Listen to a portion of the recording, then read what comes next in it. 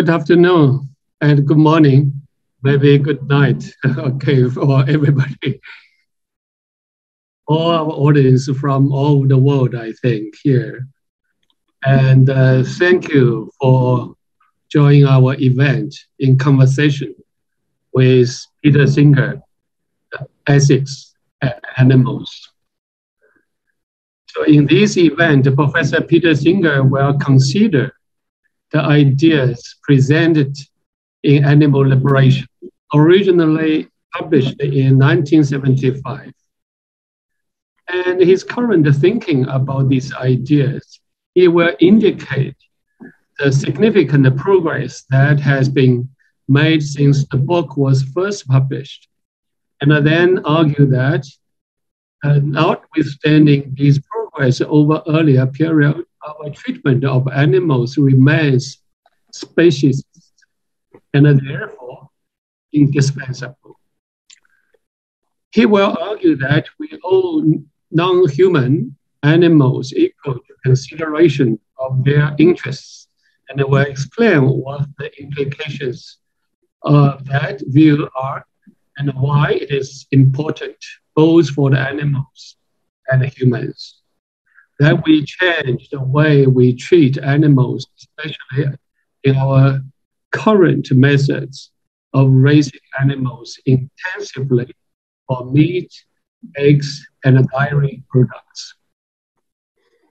This event is co-organized by two institutions. One is Berggruen Research Center at Peking University. The Berggruen Research Center is a hub for East-West research and a dialogue dedicated to the cross-culture and interdisciplinary study of the transformations affecting humanity's intellectual themes, focus on frontier technologies and society. Specifically in artificial intelligence, the microbiome, gene editing, and issues involving global governance and globalization. For me, it's specifically significant to invite Professor Peter Singer to join this first event here, on this series here. And because he is the winner of the Berggruen Philosophy Prize last year. So that's a congratulations, great honor for us.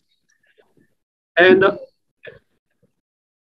another, the institution we co-organize this event is the Tsinghua Institute for Advanced Study in Humanities and Social Sciences. And we're also working on the humanities, ethnic studies, religious studies, and so on and so forth from different perspectives. Is also the platform for the interdisciplinary studies. So it's our great honor and a great pleasure to join the Berggruen Research Center together to host this event.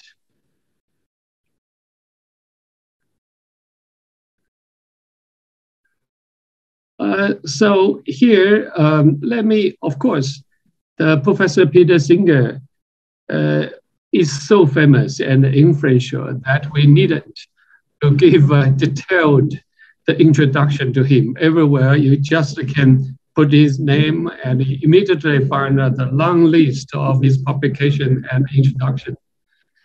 But in any way, he was thought as a moral philosopher actually from Australia, and he taught here and there, especially in America. Before that, I think he taught at Monash University or University of Melbourne, and also the NYU.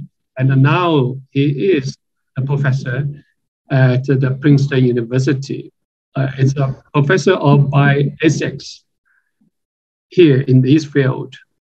His book is it's many of them, at least what I can check was 17 books plus more books he edited or co-edited. So include here the Animal Liberation, Practical Ethics, The Life You Can Save, and the writings on the ethical life.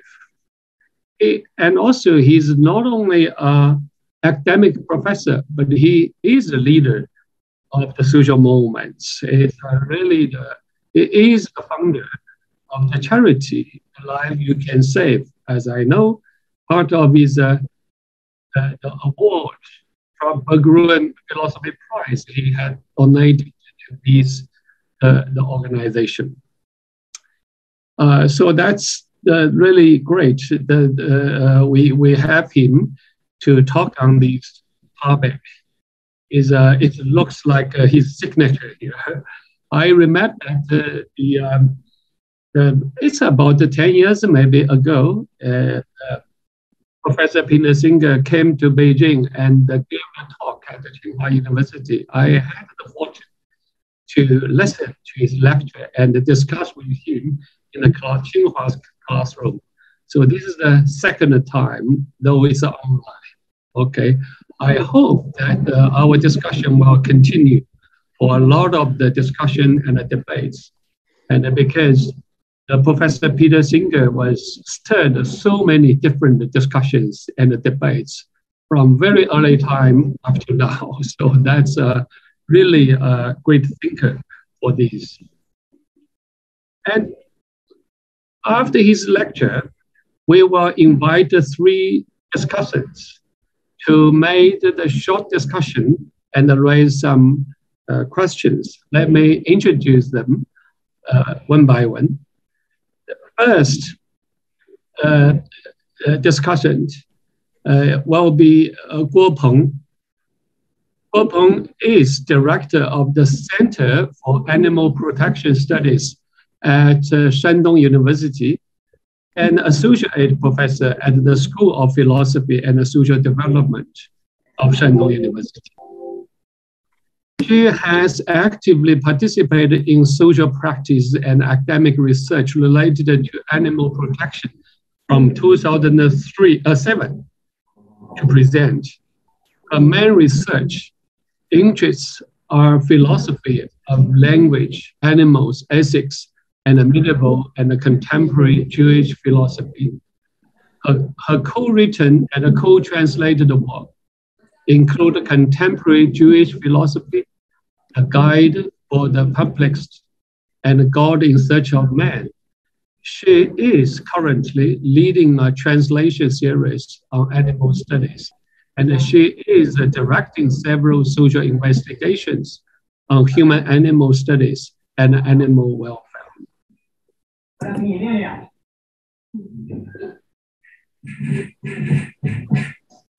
So our second discussant will be Meng Yue.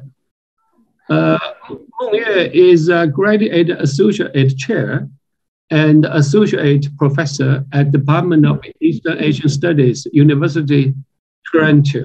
You know, now is 3 o'clock in the deep night for her. She was really enthusiastic for this event. Thank her. Her research and writing focus on environmental humanities, cultural history of science and technology, urban history, modern Chinese literature and culture. Her publications include such books as Shanghai and Ages of Empires, the 3 keys of the culture studies, human history and homeland, breaking the surface of history, and unspeakable ecology. So it can immediately see the relevance of her own work to our event here. And the last discussant is our young activist and quite a brilliant figure. He read the philosophy, politics, and economics for his undergraduate at the University Oxford. Maybe the same with you, Professor Singer and him. And he worked on the global health and development since graduation. He later studied at a Schwarzman Scholar in Tsinghua University. He has been following Peter Singer's works since high school, first on Singer's suffering-based argument outlined in Animal Liberation, and later on the joining child thought experiment. The intellectual challenge that the Singer has posed throughout the year has led to his involvement in effective altruism, which aims to do the most good using science and evidence. So he is currently promoting the effective giving in China as a founder and CEO of Charity Box, a first of its kind charity evaluator that researches and finds the most impactful charities to donate to in China. So here's our brief introduction to our speaker and the three discussants. Now, thank you so much again, Professor Peter Singer. Now the floor is yours. Welcome. Thank you so much, Professor Wang Hui, for that very generous introduction. It's a delight to be speaking here to so many people today. And I want to thank both the Berggruen China Center and the Tsinghua School for Advanced Studies in Social Sciences and Humanities for making this event possible. And of course, I want to thank all of the panelists who are going to be speaking. I'm looking forward to learning from them and from questions from the audience as well. So without further ado, let me share my screen and we will begin with the presentation. If you can, yes, you can now see my screen, I believe. So as you know, I'm talking about ethics and animals. So let's go straight to the first slide. So this slide is intended to say something that I think will be obvious to you, that ever since Darwin, we have known that humans are animals. And so when we talk about animals, really that term from a scientific perspective should include human beings. And so really I should say that this lecture is about ethics and non-human animals. But because it becomes a little tedious to say that every time, I will simply say animals and assume that you will understand non-human animals. Let's have the next slide, please.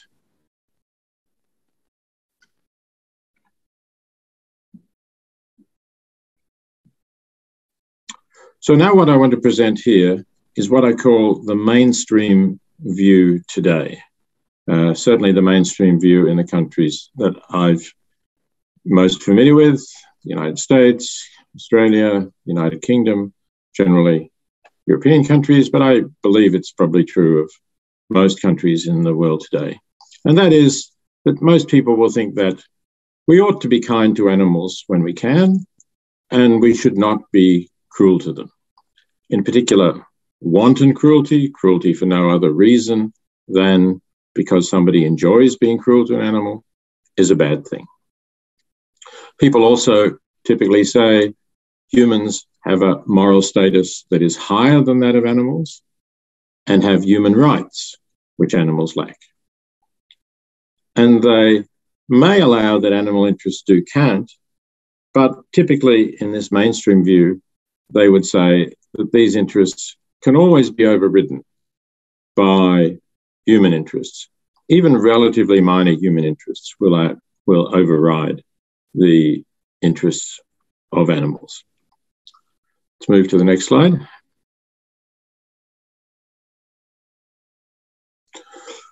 Now I want to present the view from Jeremy Bentham, the philosopher who was the founder of the utilitarian school of thinking in the late 18th century and early 19th century in England. And he was really the first philosopher, I think, to explicitly ask, what is the key question about which beings are entitled to moral consideration, about which beings, if you like, have moral status he noted that around this time, the French revolutionaries had freed the slaves in their colonies. And he asked the question as to whether this day might one day come about for animals as well. And that's when he says this: the question is not can they reason, nor can they talk, but can they suffer? And what he was imagining there is people think that it's reasoning or the ability to talk, excuse me, that is more important. But he's insisting that if you have the capacity to suffer, then you are entitled to moral consideration and to some moral protection so that suffering is not inflicted on you. Let's have the next slide.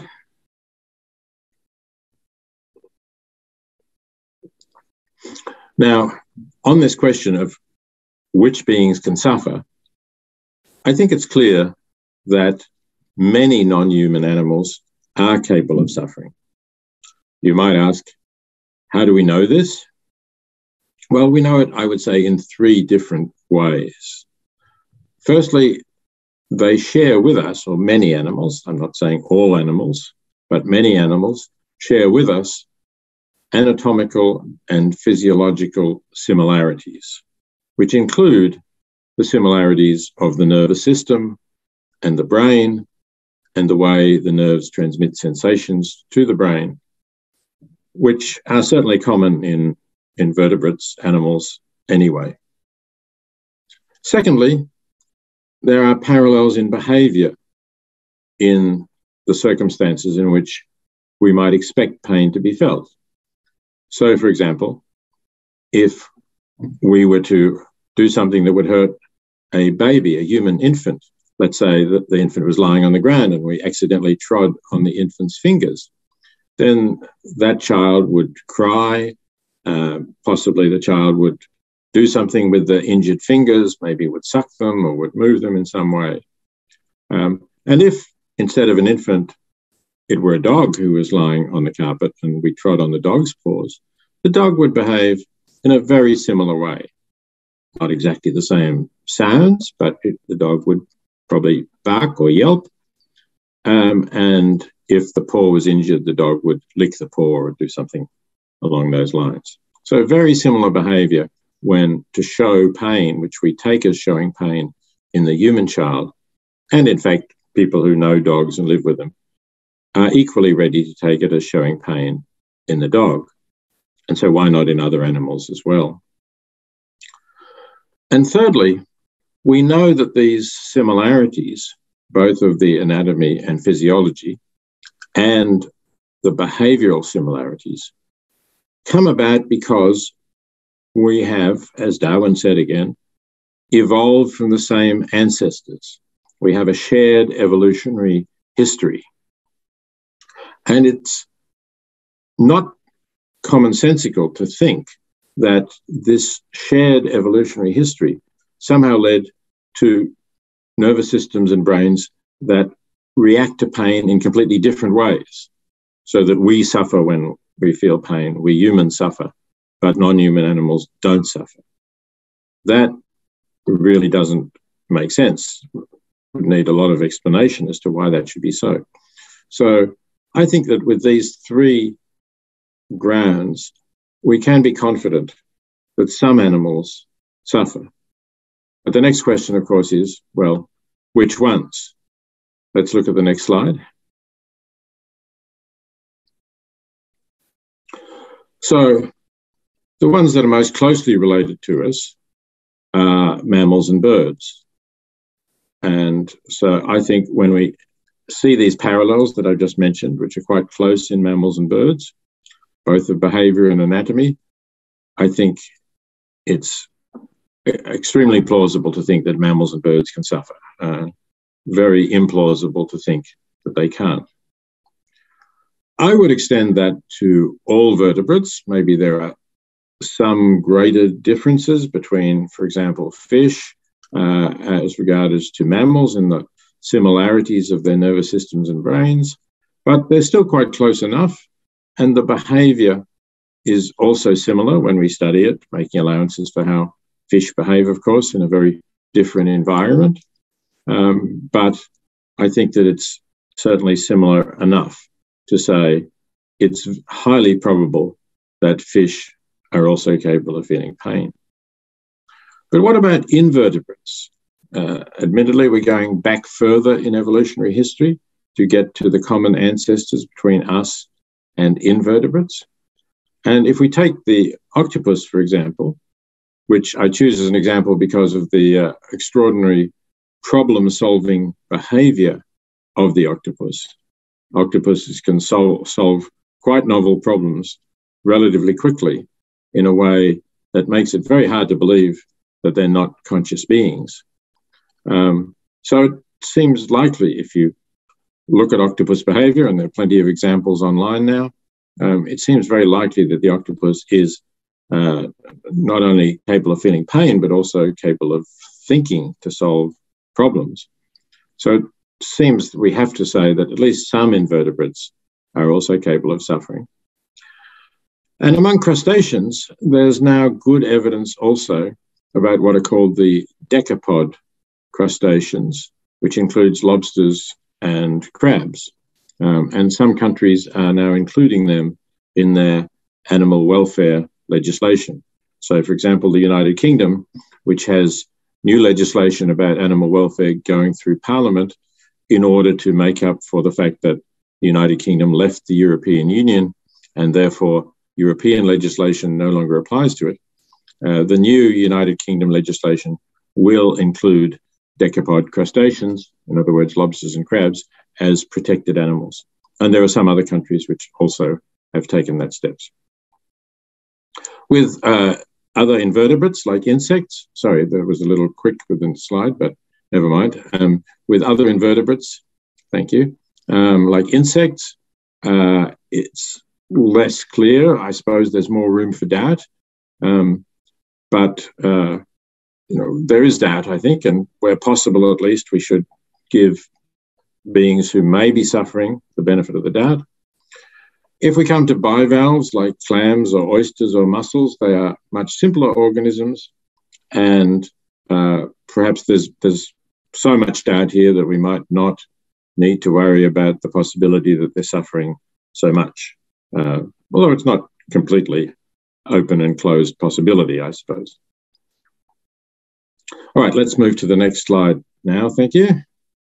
And here I want to introduce the concept of speciesism, which is a term that I first came across back in the early 1970s, and I owe it to Richard Ryder, who is somebody who's also written about animals and used it in a leaflet that I saw. So the term speciesism is intended to make a parallel with racism and sexism. And I will assume that most of you in the audience reject racism and sexism, that is, reject the idea that we should treat somebody worse merely because of their race, that they're not a member of our race, or because of their sex, perhaps that they're not a member of our sex. Typically, of course, it's been the male sex who have treated females less well than they treat other males. So I think enlightened people today generally think that we should not do that. And I want to make the point that if we reject racism and sexism, why should we think that it's acceptable to treat a being worse merely because that being is not a member of our species? I think to discriminate against beings purely on the grounds of their species is wrong in a somewhat the same way that racism and sexism are wrong. I'm not denying that there are differences, and I will come to that in just a moment, between the species, but I still think that we should be open to considering the interests of beings on the basis of their characteristics, not on the basis of their species. Next slide. So I want to distinguish two kinds of speciesism, but the most important one is the one you see in this slide, the idea that human interests matter more than the similar interests of any non-human animal. And note the word similar here. I'm not denying that some human interests may matter more, perhaps more than any interests of a non-human animal. But if we have similar interests, like the interest in not feeling pain, and let's assume that we can roughly compare different types of pain inflicted on a human and on a non-human animal, then I think we should reject the view that we should be more concerned about the pain inflicted on the human merely because that human is a member of the species Homo sapiens or is a member of our species. That doesn't seem to me to be a good enough reason for saying that's why we should be more concerned about the interests of the human, about the pain of the human, than the pain of the animal. So I call that anthropocentric speciesism because it takes humans as the center of the universe in much the way that, for example, the Christian church used to take humans as the center of creation, or maybe still does, certainly used to take the earth as the center of the universe. So this is a kind of anthropocentric speciesism, which puts our species at the center of the moral universe. Next slide. This is a secondary form of speciesism that I just want to mention briefly. The idea that the interests of animals matter more than the interests of animals we find less attractive. So what I'm thinking here, for instance, is the idea that the interests of dogs matter a lot because we care about dogs and we find them attractive, but the interests of other animals, perhaps pigs, don't matter because we don't find them attractive or have them as companion animals. So if we look at the next slide, we see an example of what I'm talking about here, or rather, let's move to the next slide. So this is a photo that certainly people in Western countries regard as quite shocking. It's a photo of dogs being rounded up, and they are going to be killed and sold for their meat. Certainly people in Western countries are outraged by this. They think it's terribly wrong. But let's look at the next slide. Here we have some pigs that have been rounded up or raised and are being transported also to be slaughtered and killed for food. And the very same Western people who are outraged by the photo of the dogs will be either not at all outraged or much less outraged by this photograph. And of course, most of them will be eating pigs, but they will not be eating dogs. So I see this as a species bias, a secondary form of speciesism that allows us to treat some animals much worse than others, even though the interests of the animals are not really very different.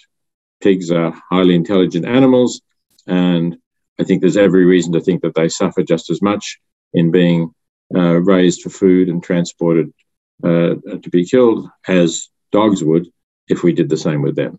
But I will be talking more about that later on. Let's move to the next slide. Now, instead of speciesism, this is what I want to propose should be the basis of our relations with non-human animals. The principle of equal consideration of interests, or in full equal consideration of similar interests, which says we ought to give equal weight to similar interests, irrespective of the species of the being. For example, whether the being is a human, a dog, or a pig, the being whose interests they are. So it's a principle of giving equal weight to similar interests that I want to put in place of the present speciesist view, which, as I put right at the beginning, says that the interests of humans override the interests of non-human animals. Next slide. Now, I admit, of course, that interests do differ. For example, here are some cows grazing in a meadow. As you see, the young calves are together with their mothers, and they have plenty of grass. The weather seems to be pleasant. There's no predators attacking them. So their interests, I think you could say, are satisfied at this moment.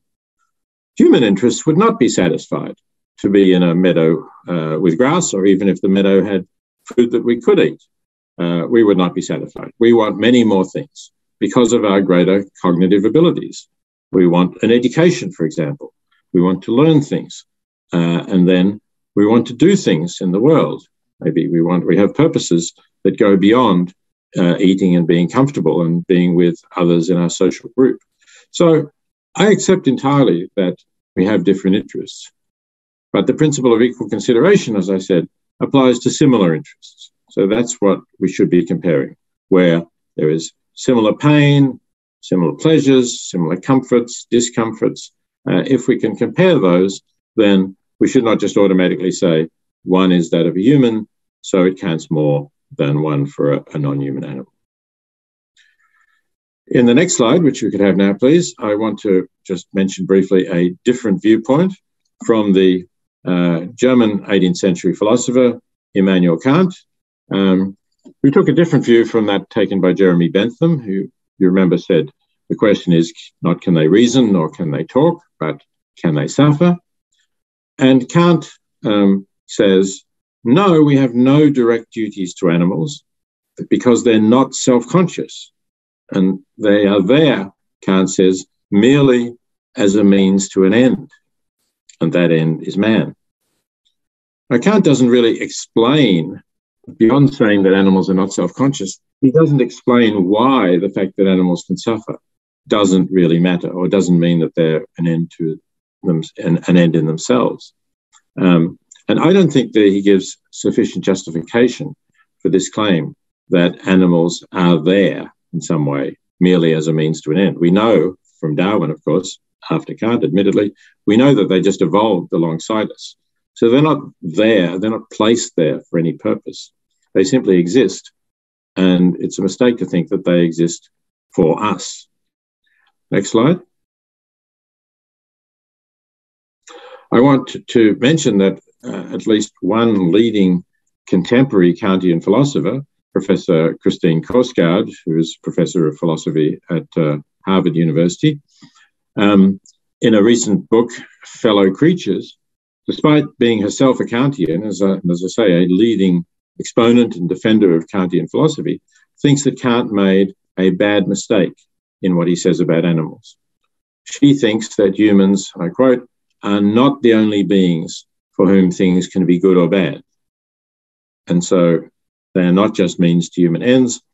And she pinpoints Kant's mistake as sliding from the idea of what is necessary to be a moral agent, which does need self-consciousness or the ability to think about choices, act autonomously, and make moral choices. That is necessary for being a moral agent, but not for being what she calls a moral patient.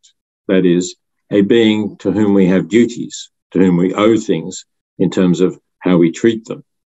So even if some of you in the audience are followers of Kant, I suggest that you should follow Christine Korsgaard's modern contemporary version of Kantian moral philosophy rather than the version that Kant himself proposed, at least with respect to animals and to whether or not we have duties to animals and whether they're an end in themselves. I think clearly they are. Next slide. Let's go back to Bentham, because he has an argument actually against what Kant is saying, against the idea that the capacity to be self-conscious is essential for being an end in themselves. So you remember he wrote, the question is not can they reason nor can they suffer, nor can they talk, but can they suffer? He then went on and say, what else is it that should trace the insuperable line? And by the insuperable line, he means the line dividing those beings who are entitled to protection whom we can wrong, if you like, to whom we have duties, and those beings where we have no duty to protect them, we owe them nothing. So, as I say, Bentham asks, what is it that should trace that line? What should the line be based on? And if we come to the next slide, we'll see his response to those who think that it might be the faculty of reason, or perhaps the faculty of discourse, talking, in other words, the ability to use language.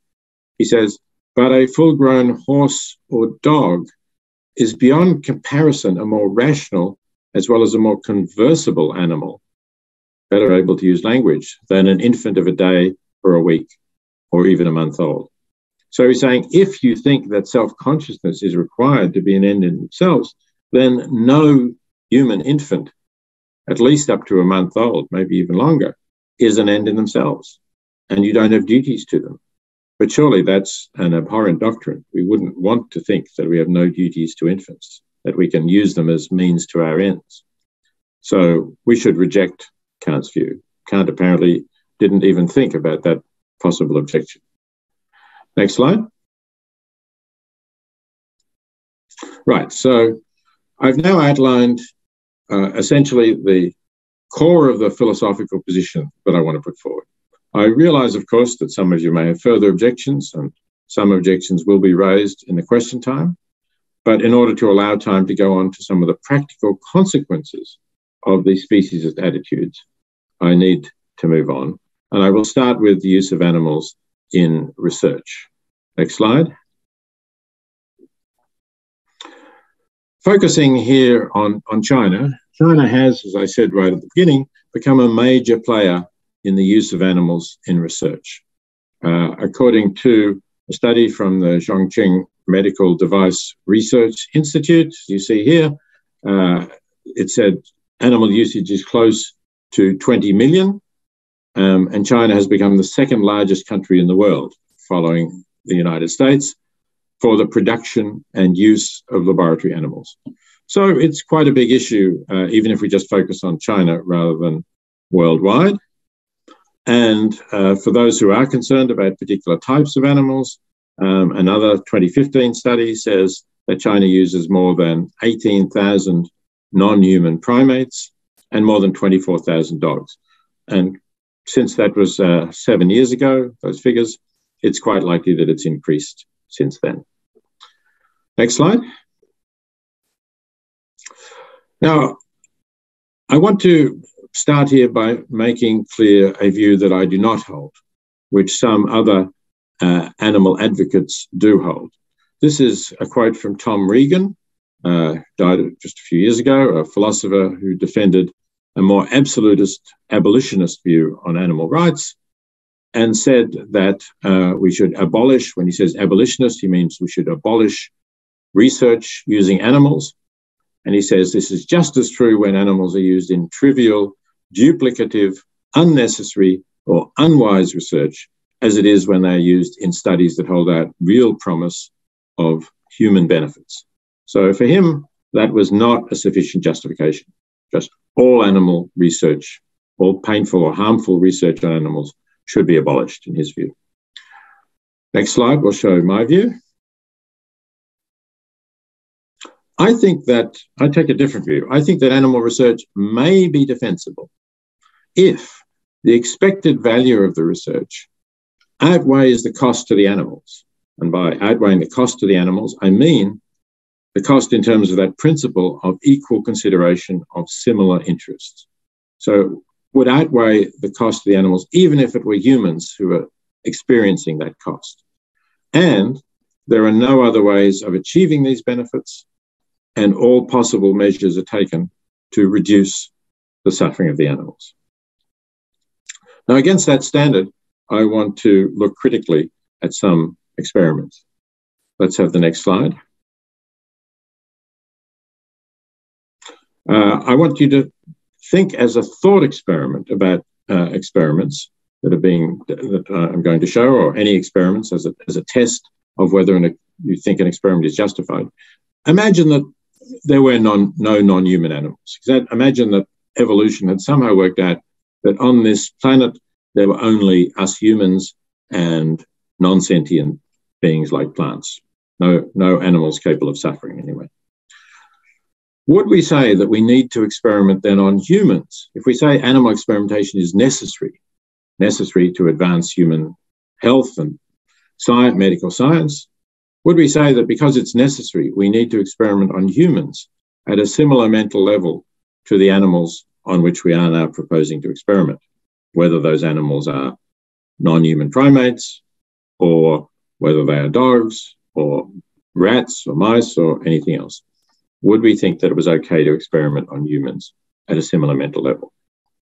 Now, with perhaps bearing that thought experiment in mind, let's go to the next slide.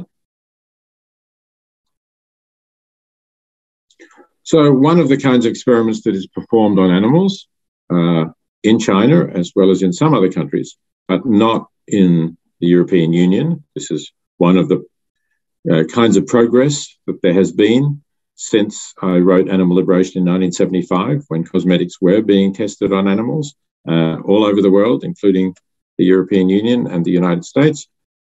But they're certainly not, cosmetics cannot be tested on animals in the European Union anymore. But in China, although there were some improvements in regulations in 2021, it's still the case that imported so-called special cosmetics like hair dye, anti-hair loss products, or sunscreen are still required to be tested on animals. So if they're imported products like that, they have to be tested on animals. And other products, other cosmetic products, may be tested on animals. There's no ban. So again, what you're seeing in the photo is a rabbit with a sore eye, as you can see, a watering eye. This rabbit has had products tested by being put directly in the rabbit's eye. So ask yourself, if we're justified in doing that to a rabbit to test cosmetics, would we be justified in doing it to a human at a similar mental level? And remember, these are not life-saving drugs. Hair dye, anti-hair loss. I've lost quite a bit of hair myself. I don't think I need a product to try and bring it back or stop it falling out. Sunscreen, they are not life-saving products. So are we justified in inflicting pain and suffering on animals because we are doing that? In my view, no. Let's move to the next slide, though. These are different types of experiments, just to give you a quick run through. I've already shown the rabbit with the eye irritation test, and rabbits may have their skin irritation test as well. Their fur is shaved off and substances that may irritate the skin are put on their skin. The eye and skin test can be very painful, and no pain relief is given to the rabbits when those substances are administered. And as you see, the rabbits may suffer from redness of the eye, bleeding, ulcers. They may even become blind, all without, typically without pain relief. Dogs may also be used to determine the toxicity of a substance, how much of a chemical they can eat without becoming sick or dying. And that may sometimes go on, maybe a chronic test that goes on for a long time to see how much and for how long a chemical can be absorbed without causing failure of the organ systems. We have, as I said, skin corrosion and irritation tests, typically performed on rabbits, and other skin sensitivity tests to see whether chemicals can cause an allergic reaction, performed on guinea pigs. So quite a variety of animals. And also, of course, as we're about to see, there are experiments performed on non-human primates. And I want to focus on two of those experiments performed in China. Let's have the next slide. So this is an experiment, as you can see, performed by researchers at the Beijing Institute of Pharmacology and Toxicology with monkeys. They subjected 10 monkeys to 2 forms of stress every day for 8 weeks. And if you look at the stresses and the time of the stresses on the chart on the left, which is taken from their publication in Frontiers in Pharmacology, you see that they were being stressed 24 hours a day. Stressor 1 for 12 hours and stressor 2 for the next 12 hours. And these stresses involve deprivation of food, water, loud noises, space restriction, intimidation, which I believe is done by exposing the monkeys to plastic models of snakes, which they're frightened of. And these stresses just go on day and night for 8 weeks. The purpose being to test for antidepressant effects in a drug. And the purpose of the stresses and the confinement is to produce depressed monkeys. But is this really a good model for human depression? Human depression has such different causes from these kinds of intense confinement with a variety of stresses.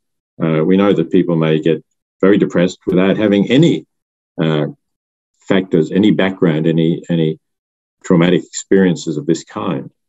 So I would certainly question whether it's justifiable to do this to monkeys in the, I would think, rather small chance of actually curing depression, which is certainly a terrible situation. But I think we need to try to find less cruel ways, maybe ways that are more related to human depression, rather than treat monkeys like this. Let's look also at the next slide. It's routinely said when experiments like this are performed that the experiments have passed, are done in accordance with the guidelines of such bodies as the National Institutes of Health and the National Animal Research Authority of China, and in this case, the Beijing Institute of Pharmacology and Toxicology itself. But note the last line. All efforts were made to reduce the number of monkeys used and to minimize animal suffering. How was animal suffering minimized when the animals were stressed 24 hours a day for 8 weeks? The stresses were devised to make them suffer, and the close confinement was devised to make them suffer. So I believe that these assurances that everything was in accordance to guidelines, if they indeed were authorized, and I accept that they were approved by the National Animal Research Authority of China, it shows that the standards are inadequate or else they are not being properly applied. I do not think we should take any assurance from the fact that experiments like this are put before a committee or an authority that approves them. And as further discussion and demonstration of this, let me move to the next slide. This slide shows a somewhat similar experiment, this time performed from Southern Medical University in Guangzhou. Here we actually have a photograph of the degree of confinement. You can see this tiny cage in which a monkey is more or less crammed into it. And this also relates to depression in cynomolgus monkeys, sometimes called crab-eating macaques.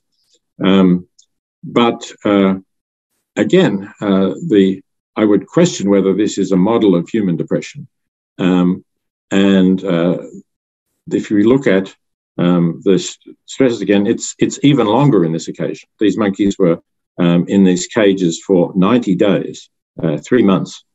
The experimenters themselves used the expression cage dystopia as one of the stresses. Presumably being in this cage is certainly cage dystopia. It's hard to imagine a tighter form of confinement than this monkey is experiencing.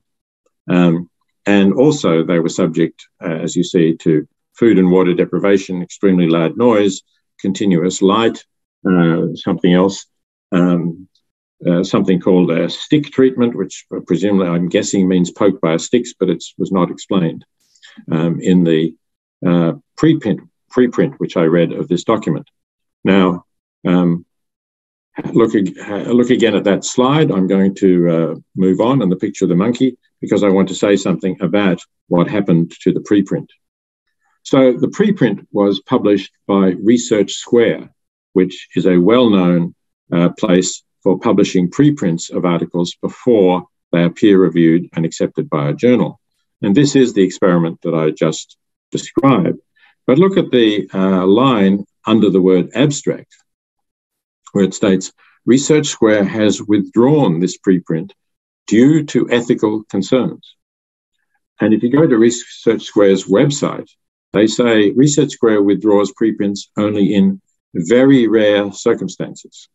And you can see the web page where that's on. So I was curious as to what these very rare circumstances might be. So I contacted the editor-in-chief of Research Square for further information about the circumstances that had led to the withdrawal of this paper. And this is the response. If we go to the next slide, this is the response that I received from the editor, Dr. Michelle Avisar-Whiting. And I am quoting it with her express permission, which she gave because she was so disturbed by this experiment. She says, after reading through the methods section, I was horrified and bewildered as to how such a study on primates could have been approved by any ethics board. I decided to withdraw the preprint immediately, an action typically limited to serious infractions of research ethics, such as plagiarism and image data manipulation. I think what we have here is a demonstration that the standards of ethics with regard to at least some experiments being conducted in China are well below those of other countries, including the United States, where Research Square is hosted, and I think the European Union and the United Kingdom as well. And I do hope that something can be started to raise the standards of research in China, so that the ethical standards, so that we will not see more experiments of this type. Let's move to the next slide. I want to move now to factory farming, and let's go straight to the following slide. This is by far the largest area of the infliction of pain and suffering on animals by humans. Next slide, please.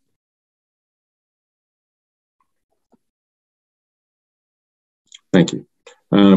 It's the largest in terms of numbers. As I said, there are quite a lot of animals used in research worldwide, perhaps around 200 million.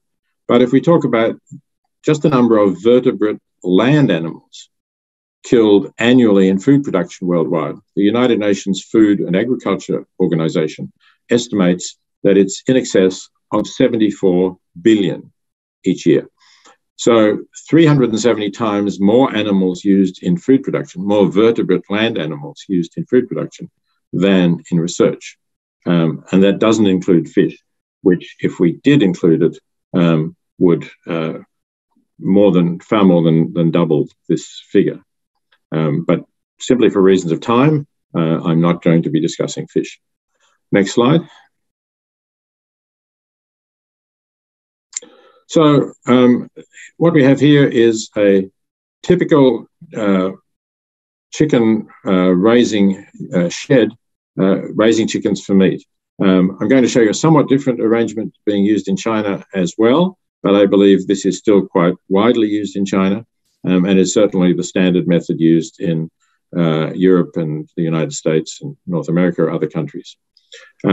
It's been described by John Webster, who is an eminent professor of veterinary medicine at the University of Bristol and the founder of a major centre for the study of animal welfare. He's described this as the single most severe systematic example of man's inhumanity to another sentient animal. Now, why is that? Of course, one factor is the scale. Many of those 74 billion animals, land vertebrate animals raised for food, are chickens. So the scale is huge. But another factor that is more difficult to see here is that these are very young chickens who have been specifically bred to grow very, very quickly. The genetics has all been geared to getting them to be very hungry, to eat a lot, and to grow very fast. And one consequence of their very rapid growth is that their legs are too immature, too young to comfortably carry the weight of their body, the weight that they have so rapidly put on in their body. Let me say a little bit more on this in a moment, but let's go to the next slide now. So this, as I say, is a somewhat different system used in China. In other countries, cages are generally only used for raising egg-laying hens. But in China, they are now being used for chickens raised for meat as well. As you see here, they are also very crowded, although in smaller units. They can move around less, but I suppose you could say a benefit is they have to contend with fewer other chickens, but have less space for that. Let's go to the next slide. Now, what we're seeing here, this is an American slide. What we're seeing here is one of those chickens whose legs have collapsed under them. So a chicken does not normally sit down in this position with the legs splayed out front. This shows that something has gone wrong. And essentially, this chicken's legs have broken under the weight of the body. And the chicken will now no longer be able to walk. So that means if the chicken is not able to reach food or water, and this chicken has no access to food or water, that chicken is likely to die of dehydration or starvation. It's possible that someone will come through the shed and notice the chicken's condition, and they will then pick up the bird and swing it around and break its neck. And that is probably, cruel as it sounds, more humane than leaving the chicken to starve to death. But very often, because of the vast number of chickens in these sheds and the small number of people employed to look after them, that does not happen. The bird simply dies, as I say, of starvation or dehydration. So that's in Tennessee, but let's look at the next slide. Here we see something very similar in China. Again, look at that position with the legs splayed out and the bird actually, its body on the ground.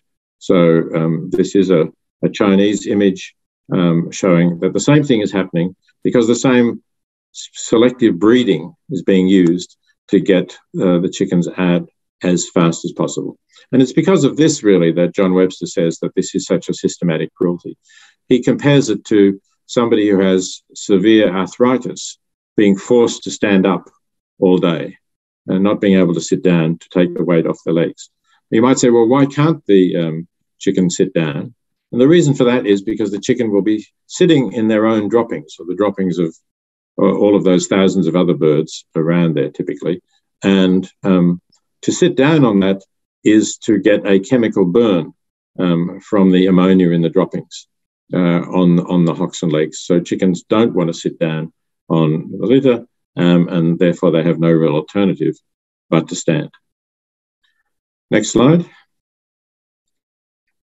Now I want to look at laying hen cages. And again, talking of progress that has been made since animal liberation was first published, cages like this, small cages crowded with hens laying eggs, where the hens are really unable to stretch their wings fully because the cage is just too small for that, have now been banned in the European Union, in the United Kingdom, and in some parts of the United States, such as the state of California. Also, major food companies, international food companies like Nestle and Compass, have pledged to phase out these cages globally by 2025. Again, it's clear that the hens are in China. Here we have the hens in China in cages of the kind that would not be allowed anymore in the European Union, United Kingdom, California, and a number of other jurisdictions.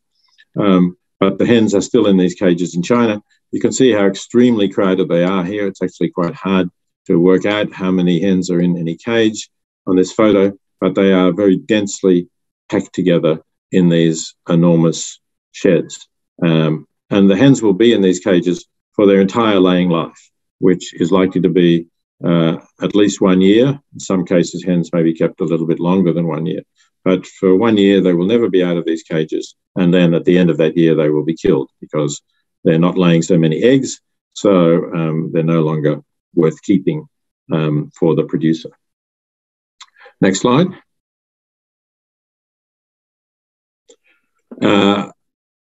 China is the world's largest producer of pigs, and this is now increasingly being done with intensively farmed pigs. And also the new way of doing this is with these high-rise buildings. So we have these essentially pig factories with 8 or 9 floors, all full of pigs. And if we go to the next slide, we can look inside. Next slide, please. Here we have the breeding sows kept in individual stalls. You see just endless rows of sows going on into the distance. Again, these sow stalls, which the sows are kept in for their entire pregnancy, which I think is about 3 months, if I remember rightly. Anyway, it's quite a long time. Not able to really walk or to move around, to turn around. The stalls are too narrow for them to turn around. This has also been banned in the European Union, United Kingdom, several states of the United States. And I think it provides a grossly inadequate standard of well-being for pigs in order to produce them for our food more cheaply. And after all, we could manage without doing this. We don't need to eat these animals in order to survive. Next slide. This is an American slide. I couldn't find a Chinese one of this, but these are the growing pigs, the pigs that are being reared to be then taken to market and slaughtered for their pork or other pig products. Again, very crowded. Again, not much of a life for pigs. Okay, now, no, it's all right. You can go on to the next one. Thank you. I do need to move quickly so I don't go on too long. As I was saying, we don't really need to produce these animal products.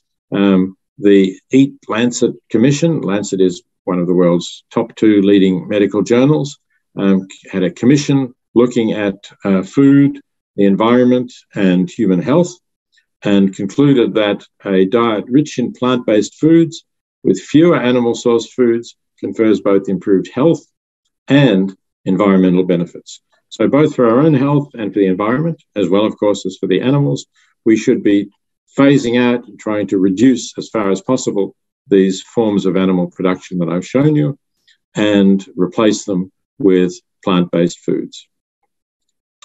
Next slide. But in China, meat production is rising rapidly. This shows per capita consumption. This shows total meat consumption. And it's true that on a per capita basis, the United States still eats more meat than China. But it's the rapid growth in China's food that is still alarming, and it's continued to grow since the 2012 cutoff of this graph. And if we're talking about per capita consumption, then let's look at the next slide, because although it's true that China eats less meat per capita than the United States and other Western countries, China actually eats a lot more seafood, fish and other seafood. So it is still consuming a lot of animal products. And you see the comparison here both with the United States, the blue line, and the world, the yellow line, far below China's per capita fish and seafood supply. Some of that may be exported, but some of it is imported as well. So essentially, I would say the imports and exports may well come close to balancing each other out. Next slide. And here's a final chart showing again why we don't need to eat meat and why, if we want to have the most effective possible land use for producing protein for the human diet, we would not be producing meat on a large scale.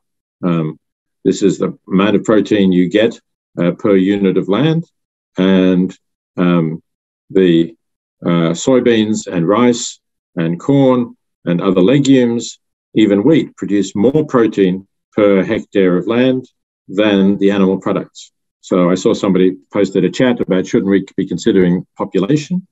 But if we want to feed a large and growing population, we will do that in a better way by producing, by growing more plant-based foods and fewer animal-based foods. Okay, let's go to the next slide. We're getting close to the end now. There are two more things that I'm just going to refer to very briefly that are more particularly relevant to China, perhaps, than to some other countries. Firstly, I want to mention the practice of mercy release of animals. Let's go to the next slide. This is a Buddhist practice, as you may be familiar with. Buddhism has the principle of compassion for all sentient beings, and perhaps in that spirit, animals are released. But this is a really sad distortion of the Buddhist principles. Let's look at the next slide, where I have an example of mercy release. This is a mercy release that took place at Haiku Beach, which included water snakes that can only survive in fresh water. But this is, of course, salt water. It's a beach on the sea. So many of them died slowly on the sand.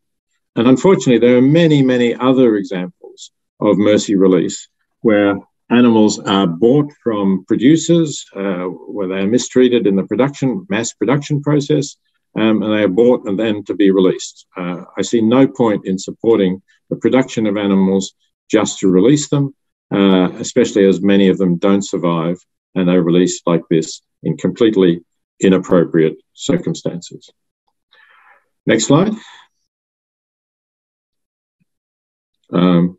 Not all Buddhists support mercy release. The Venerable Shi Chao Wei, who is a Buddhist master and the winner of the 2021 Niwano Peace Prize, who I've been having an interesting dialogue with, but I hope will be published one day. She says the combination of religion and the industry of mercy release, and it is an industry, undermines compassion, fosters greed, stupidity, and crime. And I have to say, I do find this a sad distortion, as Shi Chao Wei does, of Buddhist teachings. Next slide. And the last issue that I want to talk about, again, with particular relevance to China, though it's not only in China that it occurs, is live animal couriers. This is, I understand, technically illegal in China to send live animals in boxes like these by couriers. But the law appears not to be being enforced because it's been illegal for many years.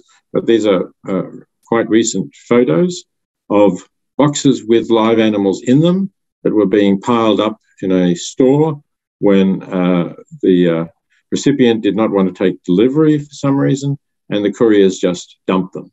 And this is clearly a risk, something that is going to happen. Many things will go wrong if you have so many live animals being couriered, as here. There's one more slide, I think, to show you. Could have the next slide, please. Right, here's another photo of boxes piled up again. This is a huge trade, which again causes immense suffering to animals. And I hope that China will start properly enforcing the law against the live courier trade, because it's apparently quite open, goes on. So I think we need to end it. I think that's my last slide. We could look at the next one. Is there another one? Oh, well, this was to illustrate how open the live trade is.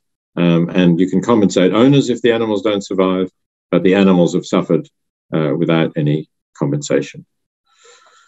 Next slide. Yes, one more of this. These are dead birds that are also being a live courier. Yeah, dead birds in a box.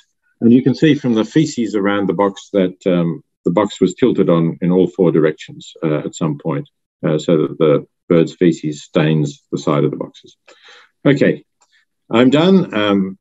Apologise for going slightly over my time, but I very much look forward to questions and discussion, and I hope we will have time for questions too. Thank you.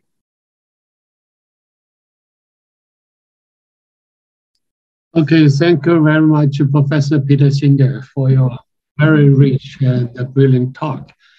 And I think you already raised a lot of the issues. Now we have 3 discussants, and each of them will speak about the 5 to 10 minutes, but no more than 10 minutes. I think, in order to allow us to have more time for discussion. For the discussion.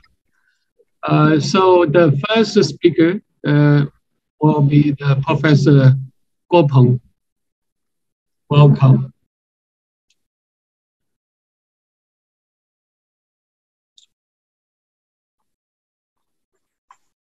Hello. Hello. 王辉教授好。Singer 教授。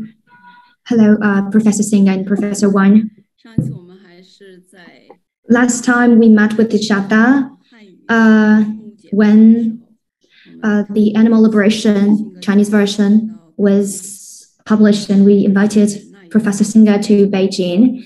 And at that time, we also met with Professor Wang, and I was very pleased to got the chance to listen to your speech that time. And today, I'm very, very honored to be here to make some comment. But actually, yeah, I have humble opinions, but I will try my best. So yeah, I would like to share my opinions. Actually, the title for my comment is Facts and Words.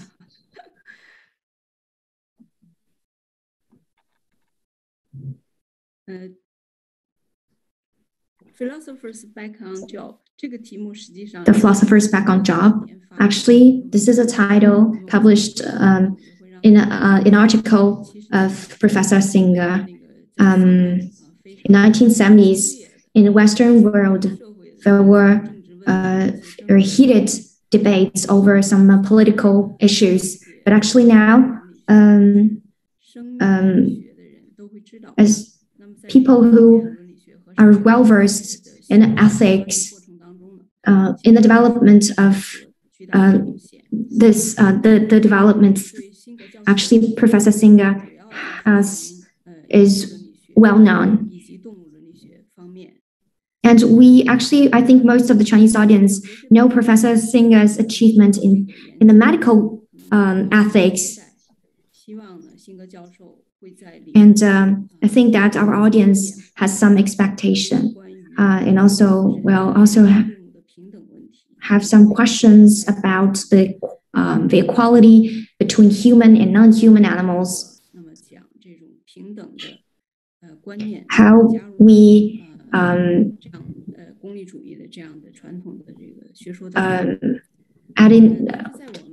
add this theory into the utilitarian theory. And just now in your speech, I find that you have a very simple summarization of your theory. Half of it is like the depiction of the facts.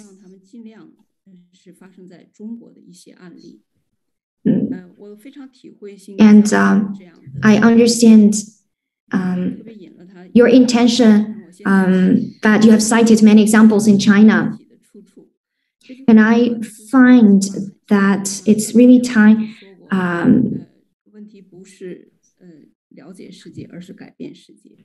that the most important thing is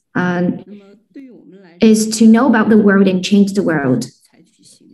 For us, the most important thing is to take actions to change this world.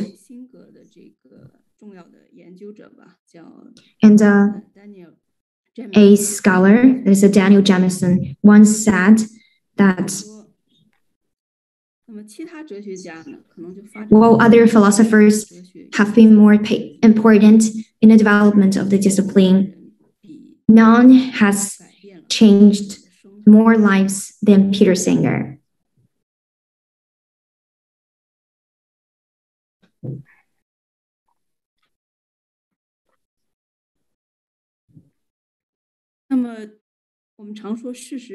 We always say that facts is are most persuasive, but no matter what, facts are always there.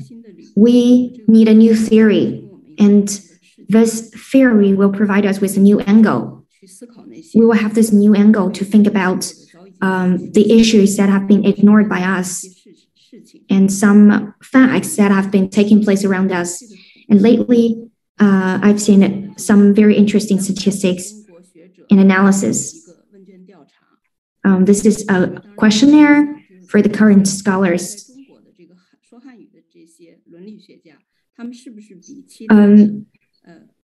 And this research is that whether the Chinese scholars for ethics, are they any different from the scholars, the ethics scholars of other countries?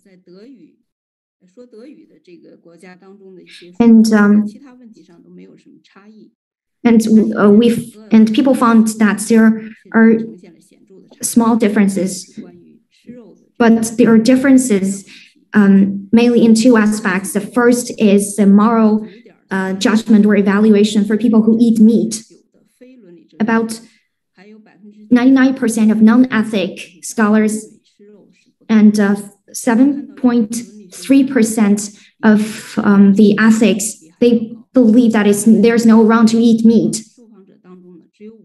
And among the respondents, people tend to believe that only like 5 out of 368 respondents tend to believe that eating meat of mammals is morally wrong. So that is to say, 也就是说，目前在中国就像半个世纪前在西方一样。 So it's like that China is like the Western country 50 years ago.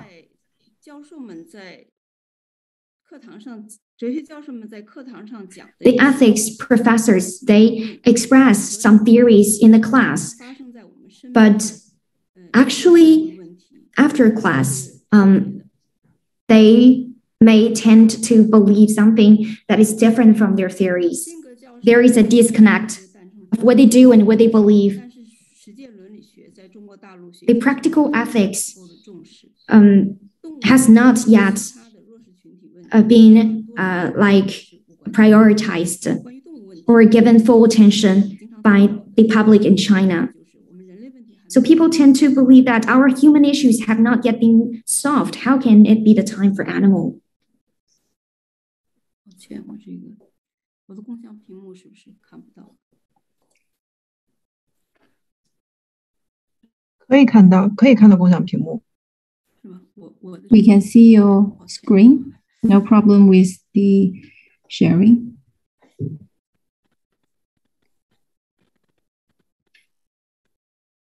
抱歉啊，我再重新共享一下。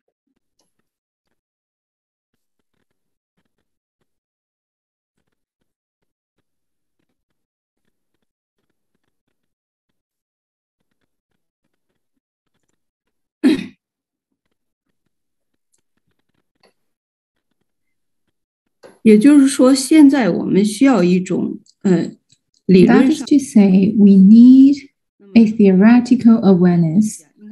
As philosophers and people in the field of ethics, we need to pay attention to everyday life, everyday issues. 那么刚才在辛格的演讲，教授的演讲 In Professor Singer's lecture, he talked about some examples. We have ignored the interests of animals, which has taken a great toll on the whole society. In the past 2 decades, China has become a very important player of ethical dumping. And we see the rapid growth of these industrialized farming and breeding, because these kinds of industries has been banned in developed countries, so they have dumped into China.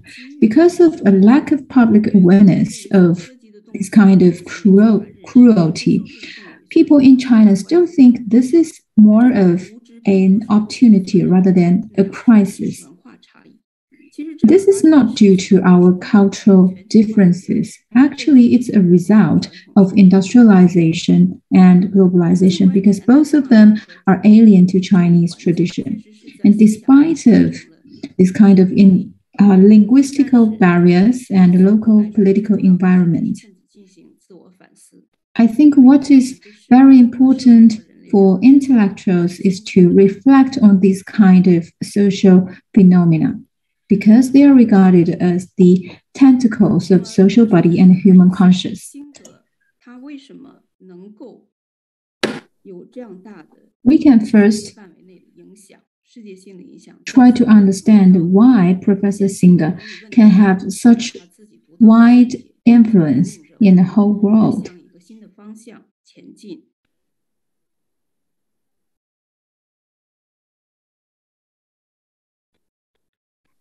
So each time I see Professor Singer, I would be reminded of the first time experience of meeting him at the Mighty Animal Conference in Newcastle of Australia in 2009. At that time, he, as the keynote speaker, he talked about the lack of awareness of the animal issue, dating back even to the era of Plato. And I imagine him as a Jewish prophet. Of course, Professor Singer happened to be Jewish.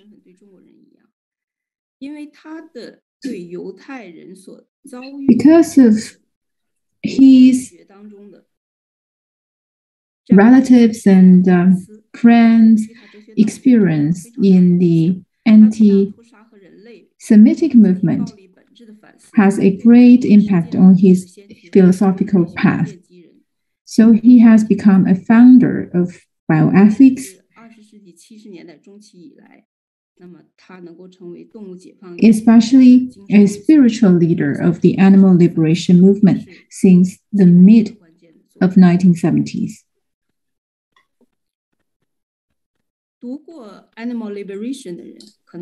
I believe as long as you have ever read Animal Liberation, you will be inspired by this book.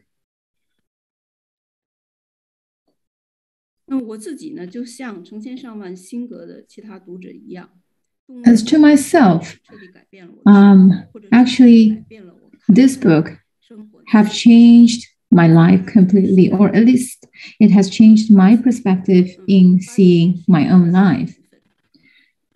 As you know, in the end of the 1990s, I started to take notice of many different forms of violence and oppression. So I became a vegan when I graduated from university in 1991. Of course, at that time, vegetarianism was only associated with Buddhism in China, and I myself is not a Buddhist. So at that time, I was quite low-key. I don't want to be taken notice of by the people around me. But I think after reading Animal Liberation, I realized that animal suffering is not only a personal issue, it is a political mission of the entire mankind.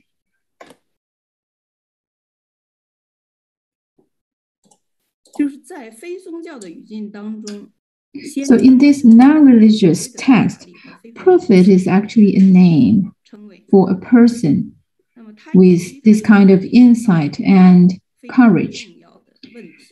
A prophet has realized the importance of an issue and has realized the necessity of change.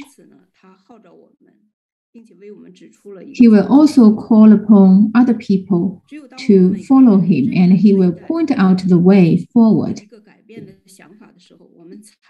So we need to take seriously the idea of changing our behavior, and only in this way we can make it come true. Of course, this kind of change will take place at both personal level and institutional level. So on the next slide, I would also like to quote from Professor Singer. He once said, "No conclusions about what we ought to do can validly be drawn from a description of what most people in our society think we ought to do. If we have a soundly based moral theory, we ought to be prepared to accept its implications, even if they force us to change our moral views on major issues. Once this point is forgotten, moral philosophy loses its capacity to generate radical criticism of prevailing moral standards and serves only to preserve the status quo. So the importance of this kind of moral reflection cannot be stressed more. I would also like to point out the three important characteristics of Singer's work. So first, it is revisionary, because Professor Singer once said, what is important about the practical ethics is not simply to understand the world, but to change it. And also Professor Singer provides us with lots of facts. And the third character is that Professor Singer believes that individual action can make a difference. I think Professor Singer himself and the followers of him have set a role model.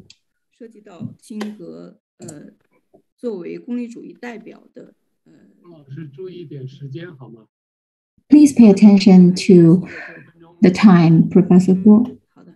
Okay, I will try to be concise.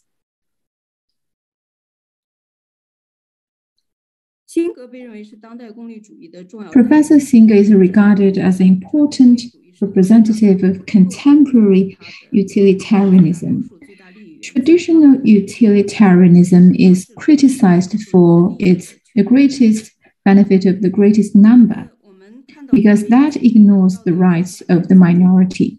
And we see in Bentham's work on principles of morality and legislating, he actually proposed two principles. First is about individual interests, and the other is about the social or collective interests. The two benefits sometimes are in conflict. But Bentham himself didn't deal with this kind of conflict. And he proposed the principle of the greatest interest of the great number. I think Professor Singer developed this kind of classical utilitarianism in at least three aspects.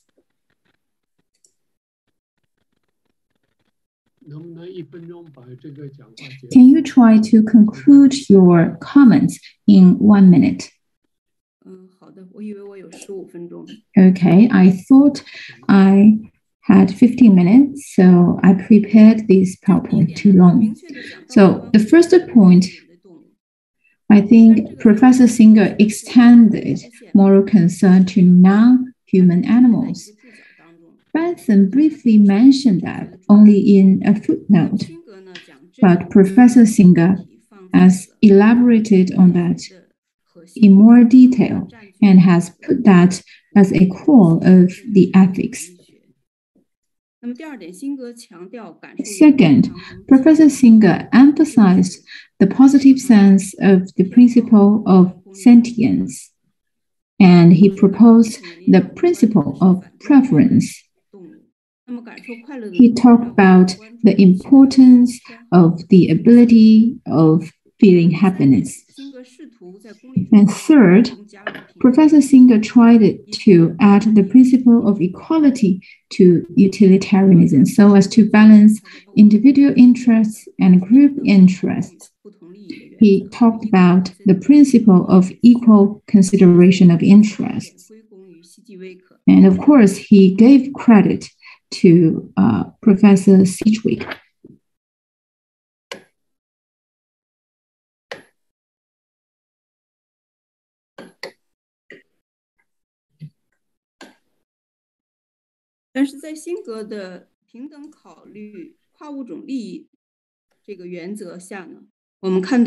But still, we see there are some difficulties of equal consideration of cross-species interests. So what accounts for equality?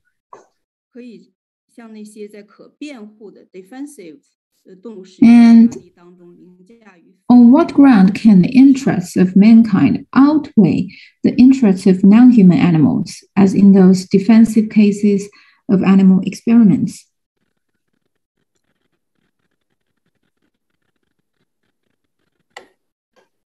I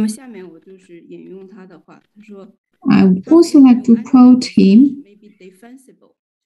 He said, animal research may be defensible. He used the word defensible instead of justifiable. And I continue, if the expected value of the research outweighs the cost to the animals, and what is important is how can we try to compare the value of the research and the cost to the animals.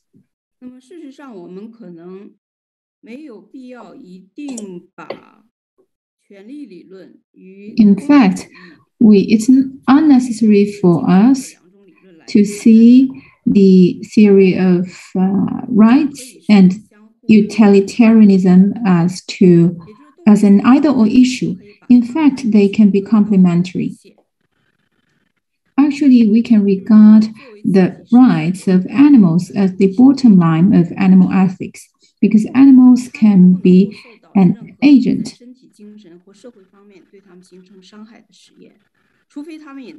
And they should not be subject to any experiments that would do harm to their psychological and physical awareness.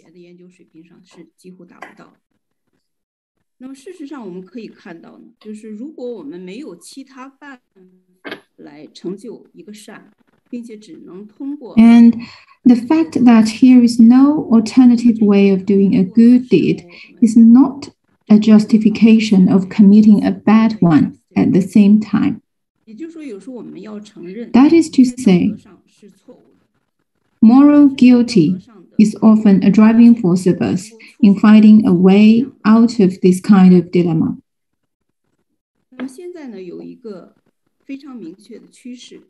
And there is a trend from ethics to politics. Alistair Cochrane, in his book An Introduction to Animals and Political Theory, pointed out that extending justice to animals involves recognizing that the treatment of animals is a matter for political communities to enforce.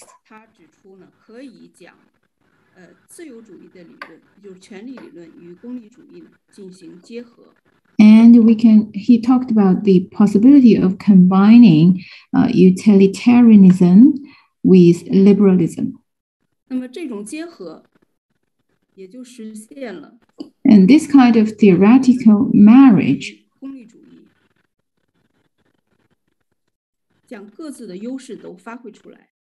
will help us to bring out the advantage of these two theories. Okay, that's all for my comments. I've been trying to read these English words and try to translate them into Chinese, so I might use up too much time. Thank you for your preparation. And due to the interest of time, we need try to be very brief. Okay, now let's invite Meng Yue.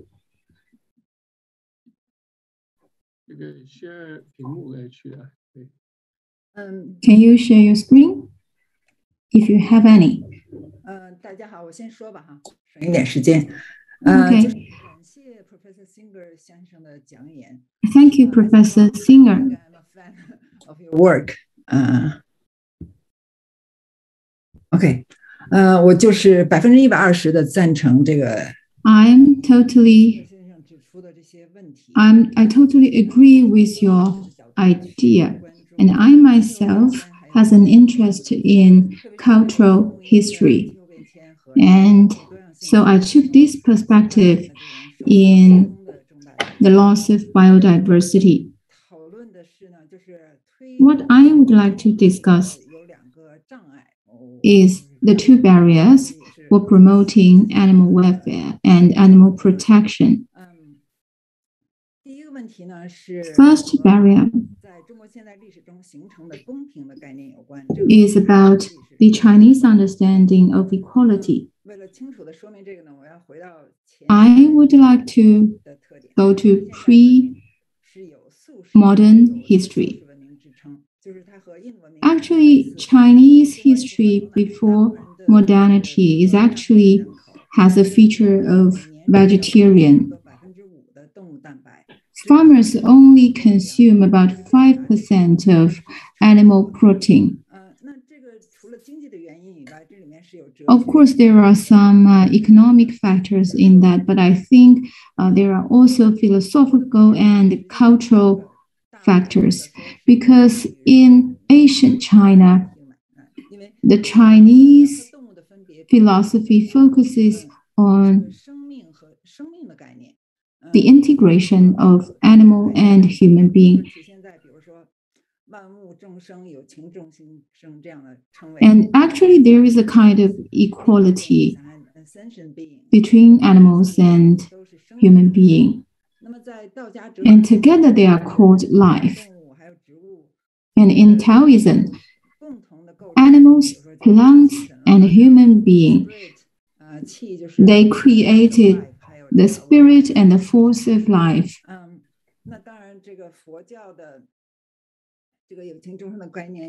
Also in Buddhism, they believe that any animals will have sensations, they will have this kind of awareness.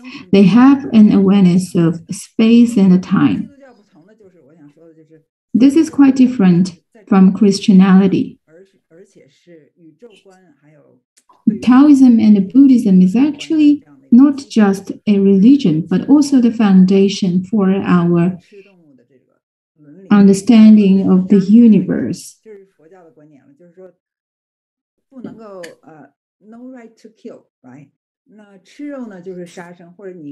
So Buddhism proposed that there's no right to kill. We don't have the right to kill, and every being is equal. And then affected by many new ideas,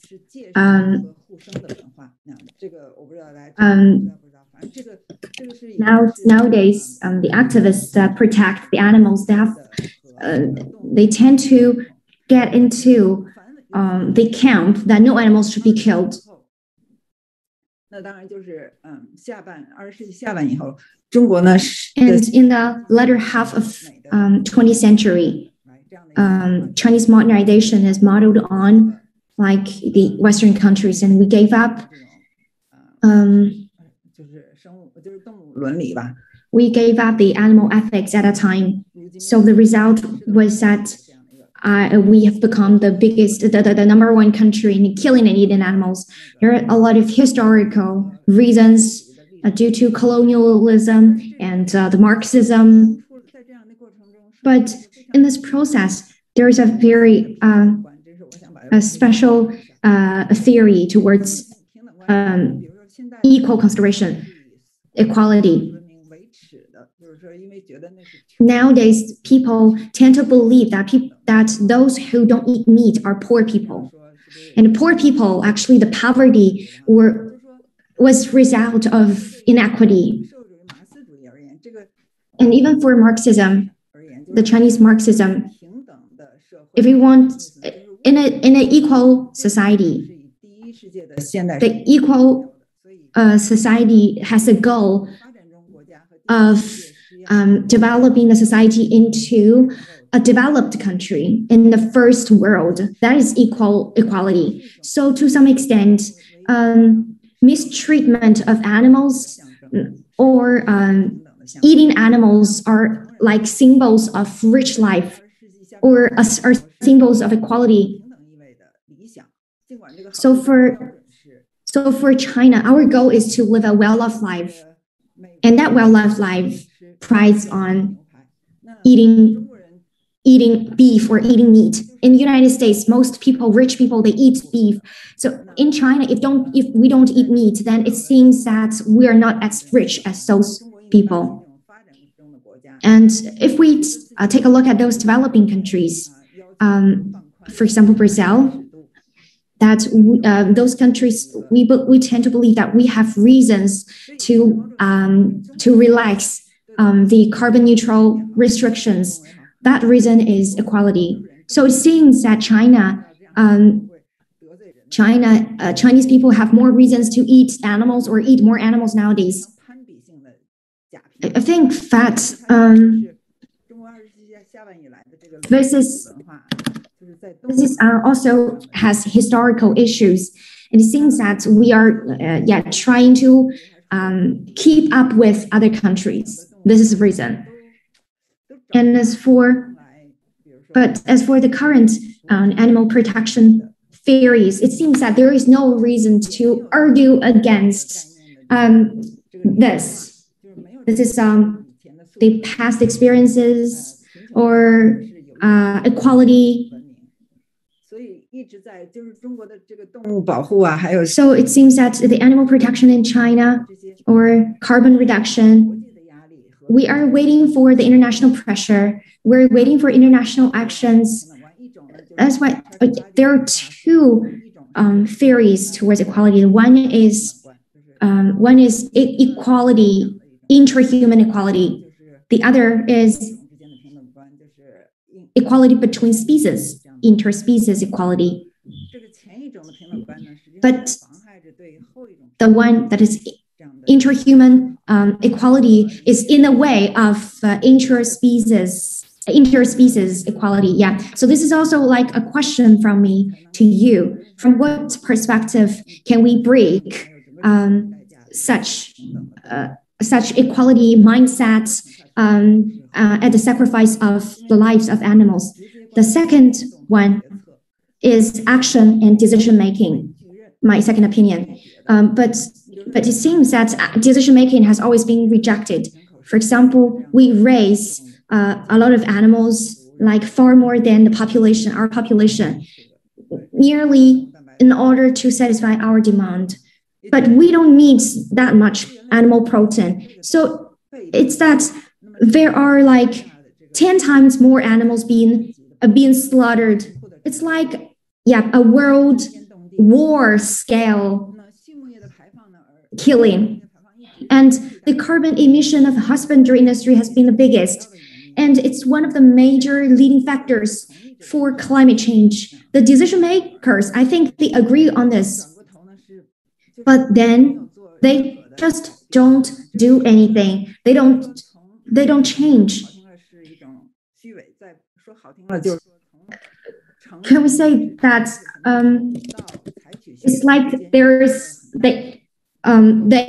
they say this, but they act differently? So is it because they are hypocritical? So my question is, how can we urge the decision makers and let them realize that it's time to act? Thank you. Thank you. The next, He Liu. And I think everyone who came here didn't come to hear my talk, so I would like to leave more time for Professor Peter Singer. But before that, I thought I would make some brief comments regarding the lecture that Professor Singer just gave. I think he's obviously no stranger to controversial ideas. He just started a journal of controversial ideas. And I think that's what I particularly like about Professor Peter Singer, is that there are lots of counterintuitive ideas that when you first encounter them seem quite wacky, out of the wild, but then gradually you come to see the point and actually become converted. That's certainly my journey into effective altruism, into vegetarianism. But I thought for today's talk, I'm leaving this talk with more questions than the answers. The whole talk was structured into two parts, one about philosophical position and the other about practical implications.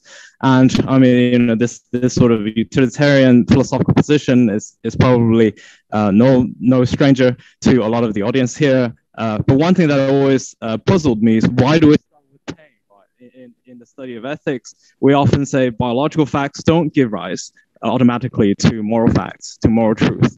What's so different about this particular neurological phenomena that's called pain? Why suffering?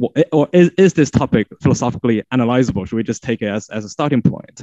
And secondly, I mean, if once we start caring about pain, we get this whole argument of moral circle expansion, the idea that, you know, whoever, whatever, that has the capacity to suffer, we should care about them morally. What do you say to the possibility that plants can suffer, insects can suffer, and even some who are claiming that protons can suffer, atoms can suffer, everything in the universe can suffer? Is there a line to the expansion of moral circle once we start thinking about pain? And thirdly, still in a philosophical position camp, I'm thinking if there is a reverse speciesism that's being conveyed in your lecture. You're a clear opponent to antinatalism. You think human human lives have inherent values, and we all, broadly speaking, lead positive lives of positive lives. And clearly, you think that animals do not live lives of positive values. Should we uphold some sort of antinatalism for animals in the sense that we know their expected value of their lives is negative, and it might actually be better for them to end their lives? That doesn't mean we should automatically eat the corpses of animals, but I'm just wondering what's your position on antinatalism for animals? And lastly, on the philosophical position, what do you think Karl Marx will say about this? Because I mean, one of the things that you're famous for as a young scholar was writing about Marx. How would Marx interact with this animal debate? Those are all on a sort of philosophical, intellectual side.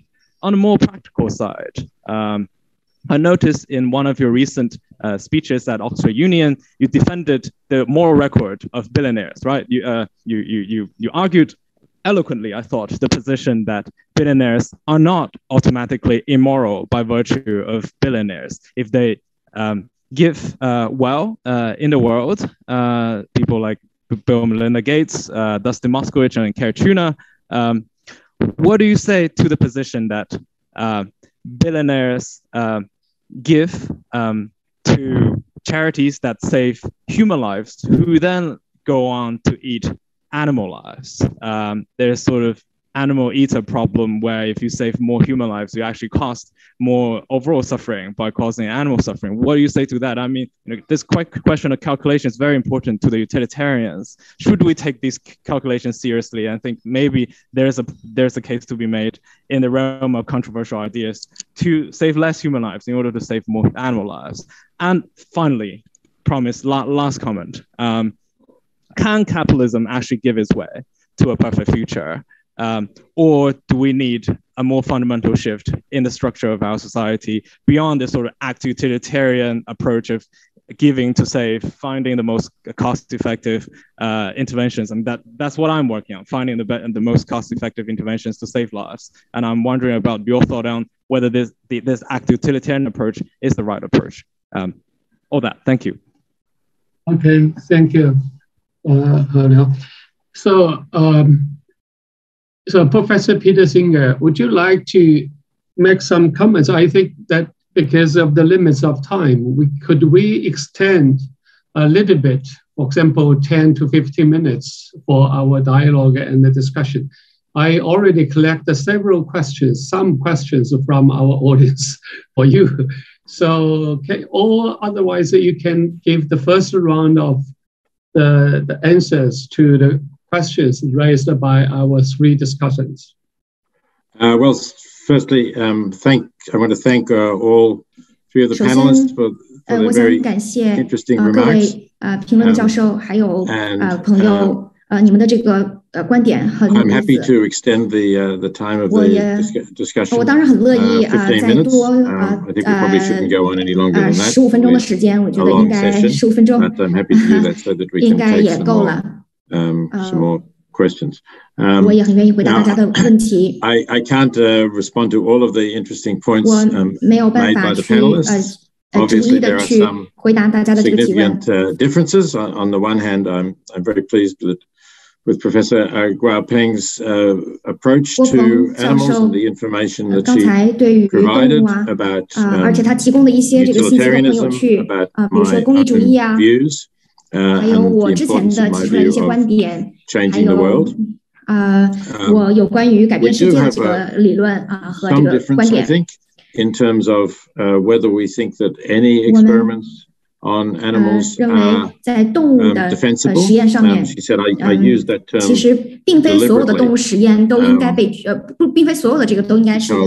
apparently there's some trouble with the translation now. It's coming over on the English channel. I see some people commenting. I don't know whether that's end. I'm also hearing some Chinese while I'm speaking. Anyway, let me go back to this. Yes, I think it's actually difficult to defend experiments on animals, but I don't want to say from my utilitarian stance that it's absolutely impossible. I think the difficulty comes in trying to compare amounts of suffering, and also in trying to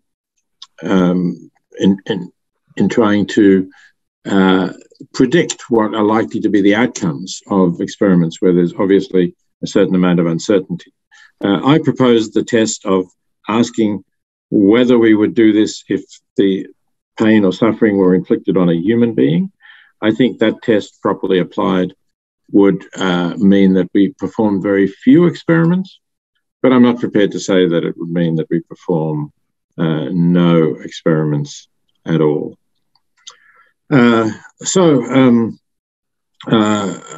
I was asked a number of different questions, and again, for time, I'm not going to be able to say a whole lot. Do I think that all things are sentient? That was suggested by the last panelist.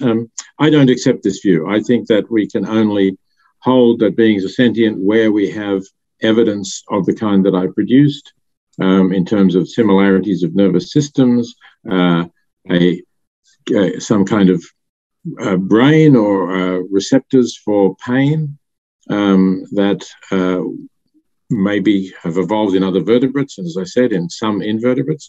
But to say that it applies in plants, I just can't see any evidence for that. Yes, plants are more complex than we realized before.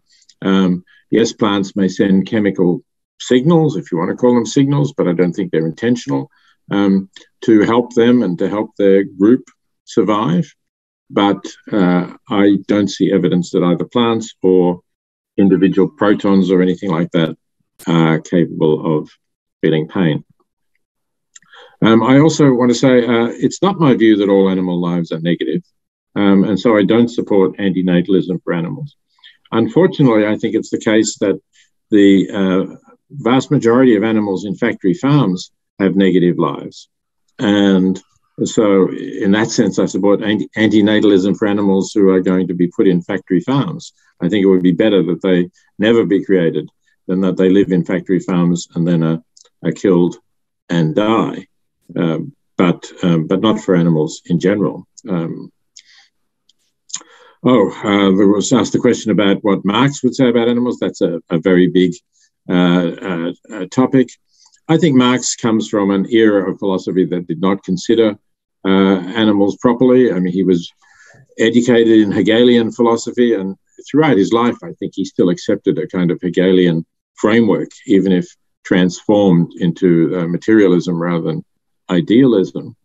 And for Hegel, the whole universe was about spirit and its coming to self-realization and self-consciousness. And there was not a lot of interest in those non-humans who did not participate in that voyage to the self-realization of absolute consciousness.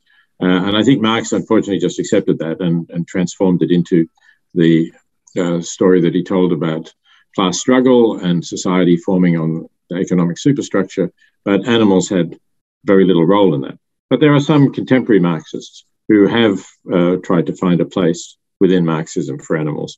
And if you want to pursue that line, I would suggest looking at some of those contemporary Marxists. And finally, can capitalism help us to get to the perfect solution to these problems? Probably not. But I think we are stuck with capitalism in the world for the foreseeable future. Whether we're talking about countries like Western countries, or whether we're talking about China, in which today there is still a significant amount of capitalist enterprise. And so I would not say that there are no capitalist activities in China. I don't think anybody looking at the Chinese economy could say that. But it certainly helps us to be highly productive. And in the situation that we are, I think that calling on billionaires or anyone who has the resources to help us to get to a better place for all sentient beings, for humans as well as non-human animals, is a worthwhile strategy, a strategy that we can employ. That doesn't, as I say, that doesn't mean that this is the last stage of society, that they will never find anything better. I hope that one day we will, but I very much doubt that I will live to see it. So thank you very much to all three of the panelists. I'm sorry I couldn't answer all of your questions or comment on them, but I think you've given us many interesting things to say. Thank you very much. I hear in my hands there were several, actually quite a lot of questions. I tried to select some of them for your answers. The first, I think I grouped them, the two questions, okay? It's related. For animals, I think about the limits of that. For animals used in the lab research, many people tend to buy the idea of for the greater good of human beings. Is that a reasonable defense? So these are the one question. Another, some people will ask, is there still philosophical and ethical basis for moderately consuming animal meat? If so, could you share some highlights or simply no? So these are two related. It's about restriction or the limits of that. Yes, certainly. Thank you. So I would not say that regarding the use of animals in laboratory research, I would not say that the greater good of human beings is itself a sufficient defense, because that leaves out the concerns of animals, who I've said should be included within the principle of equal consideration of interest. If instead we said, for the greater good of all sentient beings, I think that would be a basis for a reasonable defense. But it goes back to what Professor Peng said. How do we know what will be for the greater good of all sentient beings? It's a difficult question to decide. But at least in theory, if you could believe that there was no other way of producing the greater good of all sentient beings, then I would be prepared to accept the justification of that research, as I said, provided every effort is made to minimize the suffering of the non-human animals or to find alternative ways of producing this greater good. Now, with regard to meat consumption, so firstly, I would say where people have a real necessity to eat meat, and there are people in the world living in situations where they cannot get enough of an adequate diet without eating some meat because of their circumstances, the environment, the availability of meat to them, I think that's a different question. And I'm not going to criticize people who need to feed themselves and their families to be healthy and need to eat some meat. But for those who can walk into a supermarket and are faced with an alternative of buying plant-based foods that are equally nourishing and healthy, or perhaps even healthier, I do not think there is really an ethical basis. The closest that one could come, I think, would be if you only bought products of animals who are not factory farmed, but who are given natural lives. You remember I showed a slide of some cows with their calves grazing in the field. If those calves were allowed to grow up until they no longer were dependent on their mothers, and their mothers no longer had a close bond with them, and then they were taken away and then instantly and painlessly killed, that would be the closest I think one could come to saying these animals had good lives. Yes, they get killed in the end, but without that, they would not have had those lives at all. I would still myself not want to eat that kind of meat. I just don't think it's necessary for somebody in my situation or healthy, and certainly not beneficial for the planet and the environment. But that would be as close as I would come to a defense, other than, as I said, the defense of necessity in order to eat enough and have a minimally adequate diet. Okay, thank you. The second question, almost similar that I have read in the a New Yorker's interview with you. One of the questions, but I'm still curious your answer now. This reads that John Berger, in his Why Look at Animals, has traced how human-animal relations have evolved through history, and argues that the development of capitalism has created the greater alienation between humans and animals, and the further and more massive subjugation of animals. I wonder whether you agree with this argument. How would you historicize human-animal relations? Apart from education, what kind of political, economic, and social transformation is needed for improving animal welfare? Thank you. That's a very good question too. It's certainly true that in earlier stages of human civilization, we were often closer to animals. Either we were hunting them, in which case we had to know their habits and study them and follow them in order to find them, or we were small-scale grazers of animals. We raised a few animals. We looked after them as individuals. We knew them. And then in the end, we killed them. What has changed, though, I think, is not capitalism so much as industrialization. And that has changed the scale and made it a matter of employing labor to look after thousands of animals, tens of thousands in the case of some of these farms that I showed. And that is true whether we are talking about a capitalist society or a communist society. If you look at the Soviet Union and the large farms that were developed in the Soviet Union, it was not a capitalist society, but the treatment of animals was no better than the treatment of animals in the capitalist societies of that time with that technology. So I think it's the development of industrialization and applications of particular technologies to the speciesist attitude that animals are just things we can use that causes the alienation that John Berger was referring to and others have described, rather than whether we're talking about capitalist or communist societies. Okay, thank you. I combine two questions together here because they're all related to the issue and historical and cultural backgrounds. One is the countries with stricter rules on animal welfare transferred animal experiment part to countries with fewer rules on that. What are the consequences if this situation continues? And together, another question, I combine these two. How to address these issues to groups in very different culture and economic context? What are the common principles that people could recognize across the world? Thank you. Yes. So the question about stricter rules on animal welfare, transferring animal experiments in part to countries with fewer rules, Professor Peng very aptly referred to as an ethical dumping ground.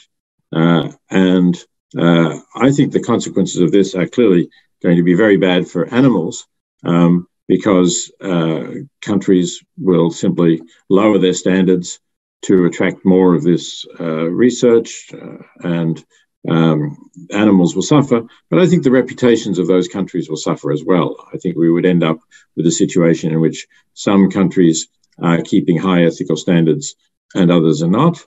And that would be, it's not good to have a world in which there is that kind of division. So I think the consequences of that situation would be a very unfortunate one in many respects.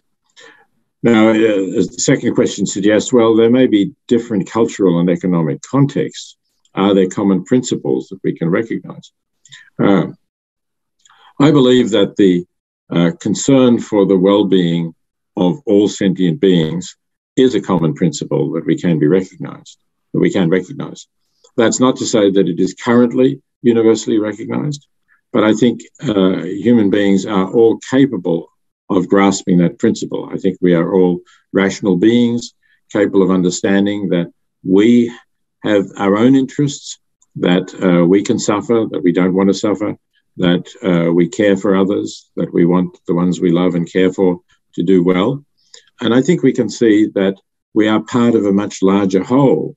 We are part of this vast universe of sentient beings, all of whom have some kinds of interests, certainly not the same interests, but all of whom have interests in not suffering, in enjoying their lives. And I think that's a principle that we can really see as universal. I think that it has been accepted in a whole range of different cultures. I certainly think we find it in China as well as in the West. For instance, I've been somewhat interested in the philosophy of Mozi, and it seems that he objected to the Confucian idea that our concerns are primarily for our particular family and kin and roles, but wanted to take a more universal view. And I believe that that is a recognition of the same idea. I think you can also see it in the Buddhist view, although, as I said, that's been distorted to some extent, as religions very often distort their founding principles. I think you see it in the ideal of communism, even if, as I said, it was not applied to animals. Nevertheless, there is a kind of a universal ideal that at least all humans should be part of a better world, and we should work for the poor and miserable. And if the poor and miserable include non-human sentient beings, I think it's consistent with that general vision that we should also include them among those whose lives we want to make better. Okay, thank you very much. There were two more questions, I think, also related to the question that Professor Meng already mentioned, that the shift, the idea of equality, not only between the human beings, but also the different species and so on and so forth. So the follow-up that questions, that two questions here. What is your opinion regarding the design of governance structure that give voices or the power to non-human beings? These are the one following that. The second is that he said that I strongly agree with you, your idea of animal suffering. You mentioned equal consideration of animal interests rather than animal rights.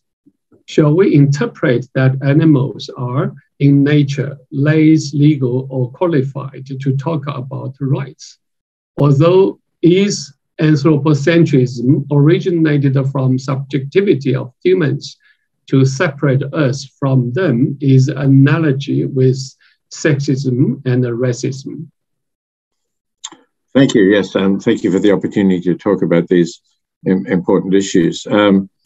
So, in terms of governance structures, I think what we need to work towards here is the idea of elements of governance that act as guardians for non-human beings.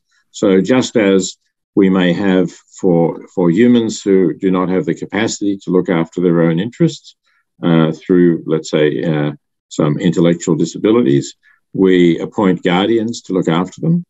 So I think we can have officers of governance that appoint guardians with concerns for the interests of animals and can speak up for them and advance their interests and say where their interests are being violated in particularly severe manners. So some governments are already appointing officers to have concerns for animal welfare and to look after them, or animal ombudsman. I think the Swiss government or some cantons in Switzerland have that. The recently elected Australian government has said it will appoint an independent office concerned with animals. And I think there are a number of other countries that have such offices, and I would like to see them grow and develop, of course, with public support as well. So that's what I would like to see about governance. Sorry, I've now gone blank on the question that the second question that you asked me. Just remind me briefly. Okay, thank you. Because the time limits, maybe last question, brief questions for you. The one, he said that I appreciate your effort of promoting animal welfare. However, vegetarian food production might also be problematic. For example, most of the soybean produced in the United States is GMO. Do you consider GMO to be ethically acceptable?